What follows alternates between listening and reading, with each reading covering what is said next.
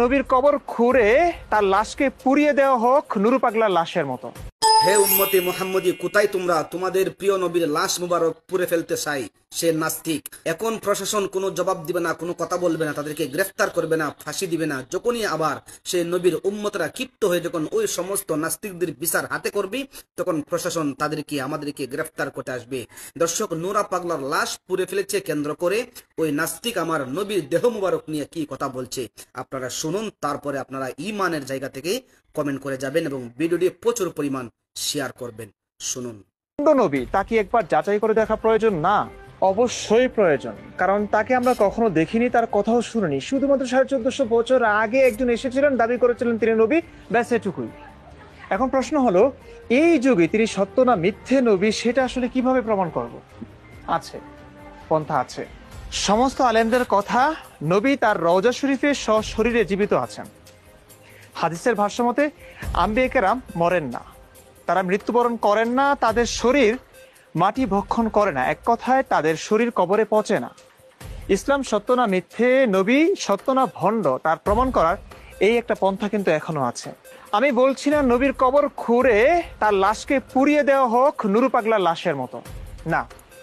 আমি শুধু বলছি তার কবর খুঁড়ে দেখা হোক তিনি জীবিত আছেন না নেই। যদি জীবিত থাকেন ভালো কথা, আসসালামু আলাইকুম নবী, সালাম দিয়ে চলে আসবো, পুরো পৃথিবীকে দেখিয়ে দিব, হ্যাঁ আমাদের নবীজি সত্য বলেছিলেন, তিনি সত্য নবী, ভণ্ড না। সমস্ত নাস্তিক আস্তিক হয়ে যাবে, পৃথিবীতে আর অশান্তি থাকবে না, সবাই এক ধর্মের ছায়াতলে চলে আসবে।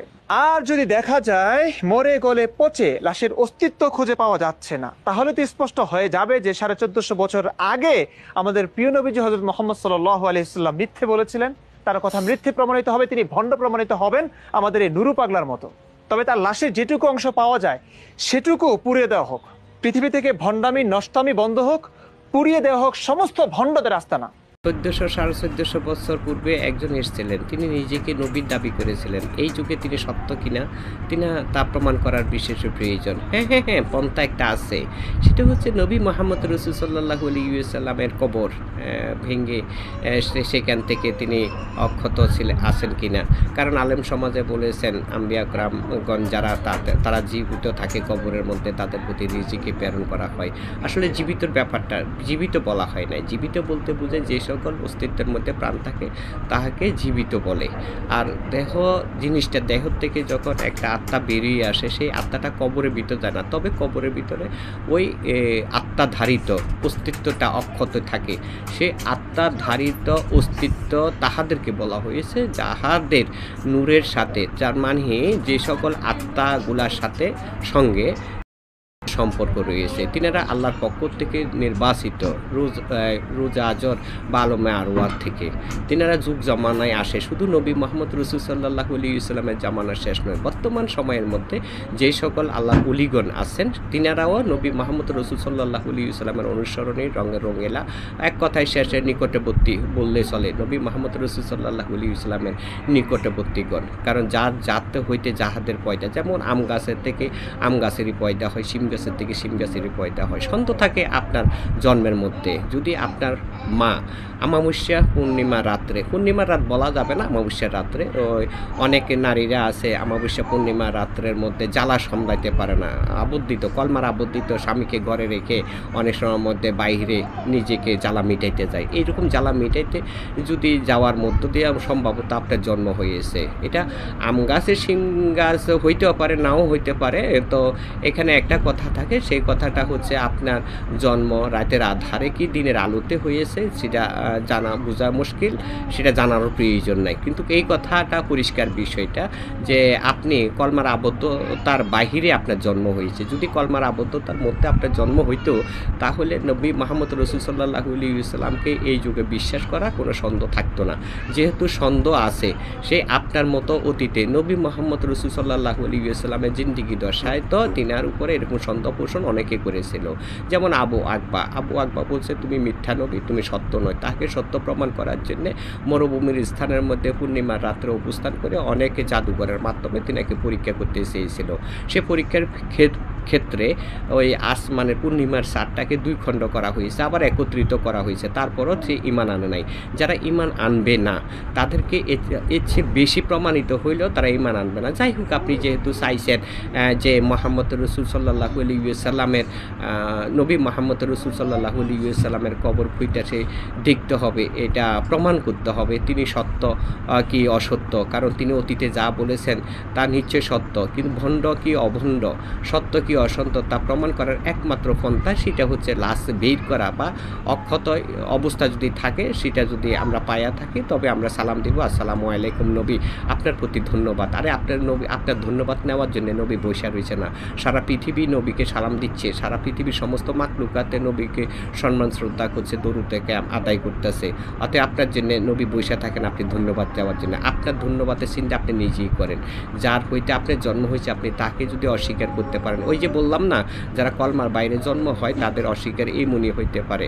আপনার মা, হ্যাঁ, আপনার মা যে স্বভাবের ছিল না সেই স্বভাবের নারীরও আছে, কথাই আছে না, আম গাছের বীজ দিয়ে আম গাছই হয়ে থাকে। তা আপনার মায়ের মধ্য থেকে তো আপনার জন্ম হয়েছে, আপনার মধ্য থেকে যদি কোনো মেয়ের জন্ম হয়ে থাকে, কন্যার জন্ম হয়ে থাকে, তার স্বভাবে তেমনই থাকবে। তাকে দেখার দরকার আছে তার স্বভাবের মধ্যে এরকম দোষ আছে কিনা। এরকম অপকর্মের কথা, এই অসভ্য কথাবার্তা, নাস্তিকতা কথাবার্তা আপনি কোন সোর্সের বলতেছেন? আপনার কণ্ঠ আর ভিডিওর মধ্যে তো এক বোঝা যাচ্ছে না। সম্ভবত আপনি কোনো ফোনটি, হ্যাঁ, কোত্থেকে আসছেন, আসলে আপনার পরিচয়টা কি?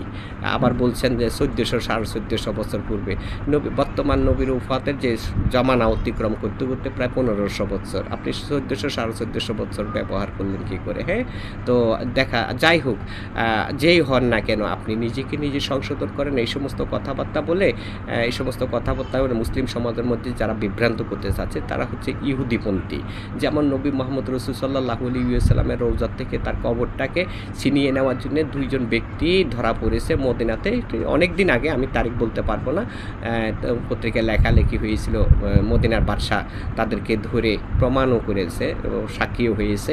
ইহুদি বা বিদেশে থেকে এসেছে, ইংরেজ আর কি তারা, তো তারা এসে নবীকে সরিয়ে নেবে, সরিয়ে নিলে তো যারা মুসলমানেরা বলতেছে, গৌরব করতেছে যে আমাদের নবী অক্ষতই, আমাদের নবী জিন্দা, জিন্দা, আমাদের নবীর প্রতি আমরা সালাম দিচ্ছি। জিন্দা বিষয়টা কি আপনি বুঝেন? জিন্দা বিষয়টা হলো নবীর অংশ যেমন মানুষের মধ্যে, তার মানে আল্লাহর পবিত্রতা যেমন মানুষের সঙ্গে রয়েছে তেমনি নবীর অংশটাও রয়েছে। যেমন স্বভাবের সাথে স্বভাবের, ওই যে একটু আগে বললাম আমের বিচি থেকে তো আম গাছই হয়, তো নবীর বংশধর যারা, তাদের মধ্য থেকে যারা আগমন করেছে নিকটবর্তী, তারা উলিয়া উলিয়া, তাদের মাধ্যম দিয়ে নবীর পরিচয়। তাদেরকে দেখা মানিটা হচ্ছে নবীকে দেখা, তাদেরকে ভালোবাসা মানিটা হচ্ছে নবী মুহাম্মদ রাসূল সাল্লাল্লাহু আলাইহি ওয়াসাল্লামকে ভালোবাসা। আর নবী মুহাম্মদ রাসূল সাল্লাল্লাহু আলাইহি ওয়াসাল্লামের অস্তিত্বের মধ্যে যে আত্মাটা ছিল, যেমন নবী হলেন হায়াতুন নবী, এক কথায় শেষ, হায়াতুন নবী উপাধ নিয়েছেন বা মৃত্যুবরণ করেছেন। আপনাদের মৃত্যুটাই তো শুদ্ধ, তাই না?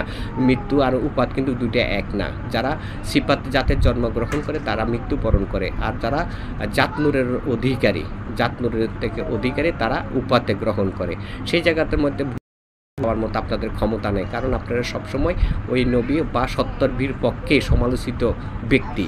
এই সমালোচিত ব্যক্তির উদ্দেশ্যে বলছি সে যে নবী মুহাম্মদ রাসূল সাল্লাল্লাহু আলাইহি ওয়াসাল্লামের কবর খুঁজা লাশ উঠানোর সিদ্ধান্ত কেন নিচ্ছেন? বাংলাদেশে তো কত আছে, একজন আল্লাহর ওলিকে নিশ্চিত করে যদি আপনার হেডাম থাকে, ক্ষমতা থাকে, সেখানে যায় একজন আল্লাহর ওলির রওজাটাকে আপনি ভাঙ্গে এটা বের করে দেখেন, এখানে অক্ষত নিশ্চয়ই অক্ষত আছে।